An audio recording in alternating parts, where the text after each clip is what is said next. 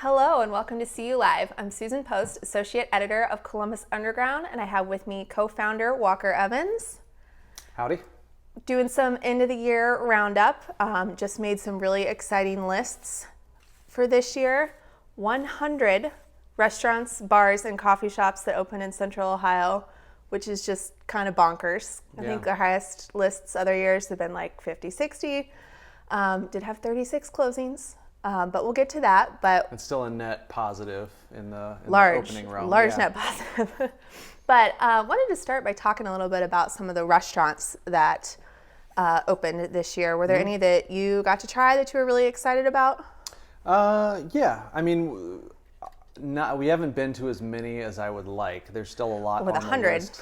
Yeah.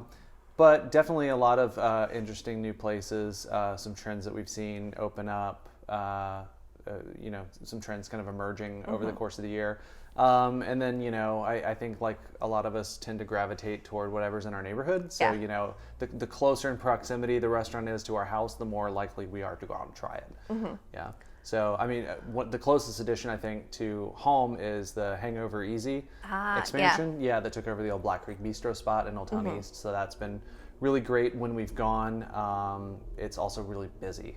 Yeah, that's a great sign. I don't think the buzz has kind of died down yet. And you want to go Saturday morning or Sunday morning for breakfast. That's like when it's busiest. So we should probably try and go during an off time, like a Tuesday or something. Well, and I think it's convenient. It's like across the street from Gamoot Beer Garden, which just opened up. So, maybe that's your Friday night, Saturday morning right there. Took some photos at Gamoot, but I'm really excited to go back and check that out at some point. One of my favorite new spots, I think, would have to be Rue in Short North. So we got to go to a preview dinner there, and got to say, hands down, probably one of the best meals I've had in Columbus in a while.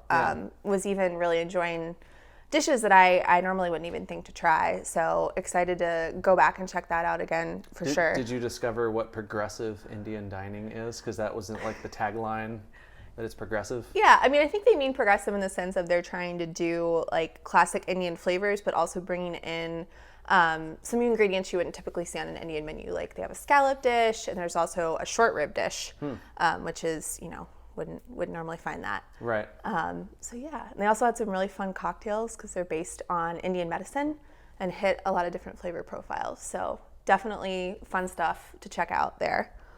Nice. We haven't been there yet, but right down the street, Cameron Mitchell opened Del Mar SoCal Kitchen on the ground floor, and then the Lincoln Social up on the top. And we went to both for our wedding anniversary earlier this year and had a really nice time. Yeah, the decor inside of Del Mar is reminiscent of like the Titanic or like an old ocean liner sort of thing. So you have like the luggage racks, and it's pretty cool.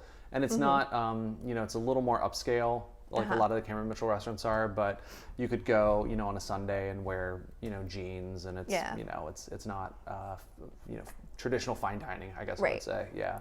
And then upstairs, Lincoln Social, kind of cold to go now in the winter, but still good views. Yeah, good views, really, really cool concept. And it definitely feels like you're in a different city when you're up there. Yeah, well, I mean, there were kind of several other more on the fine dining end places that opened besides Rue, Del Mar. There was Fireproof a little bit further north in Short North. And then you also had Seesaw from Jonathan Sawyer. And we were talking about Seesaw, and it's kind of this interesting concept of the ground floor is the restaurant, and then the second floor, you've got like nightclub, which is this whole sort of new thing that's happening. So what do you think about that? It's interesting for sure.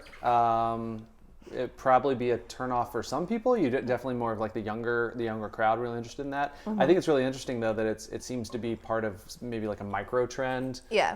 Started maybe with like Food Hall and Goody Boy turned more nightlife. I mean specifically Food Hall is a lot more of a dance club at night, restaurant by day and dancing by night.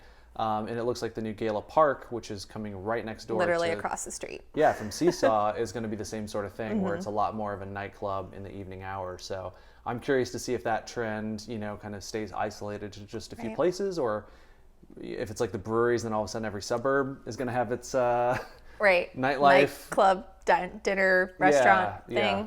So interesting to watch that though. Yeah. Yeah. I know I have started taking the photos for the restaurant reviews, and I've gotten to try a few dishes along the way that have really left me excited to go back to some other new places like So Plated. Had a cashew mac and cheese, which was awesome. Nice. And then there were some piri wings at Old Spot that I'm itching to get back and eat some more of those. That's cool. So there's some places that you're excited to visit?